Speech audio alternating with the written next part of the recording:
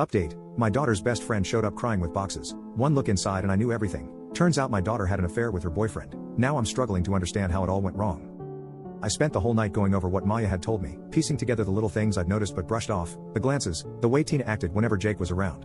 It all came rushing back, clear as day now. I felt sick thinking about it, knowing I'd ignored my gut when it was practically screaming at me. The next evening, when Tina got home, I knew it was time.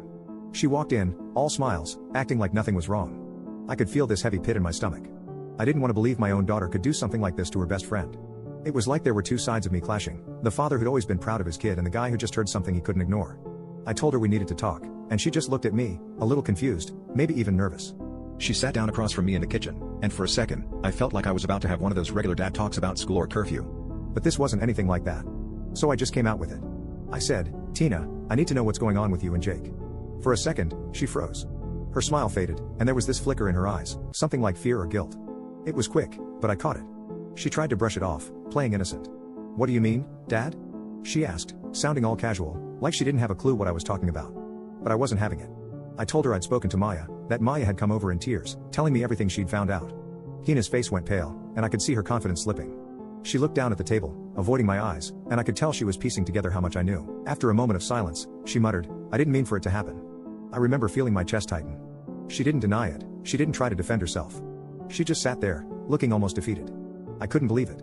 My own daughter, who I'd raised to be kind and respectful, had betrayed her best friend, and now she was sitting in front of me, not even denying it. "Do you have any idea what you did to Maya?" I asked, trying to keep my voice steady. I didn't want to yell. I wanted her to understand the gravity of what she'd done. "She trusted you. You were like sisters." She finally looked up, and there were tears in her eyes. "I know, Dad. I know I messed up. But I love him." Her voice cracked on the last word, and I could feel my patience slipping away.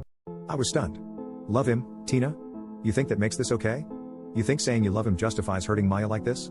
She looked at me with this desperate, pleading expression, like she was hoping I'd somehow understand. But I couldn't. I didn't plan for this to happen, she whispered. We got close, and it happened.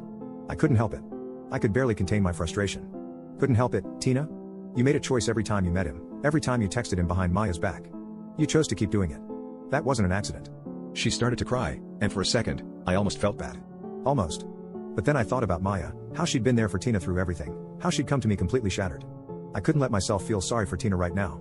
"What happens now, then?" I asked her, trying to get her to see the consequences of all this. "Are you just going to stay with him, keep acting like what you did doesn't matter?" Tina looked down again, her hands clenched on the table. She wiped her eyes and finally said, "I don't know. I feel like if I leave him, then everything I did was for nothing. I've already hurt Maya, it's too late to fix that. But if I don't stay with him, then I ruin two relationships for no reason." Her words hit me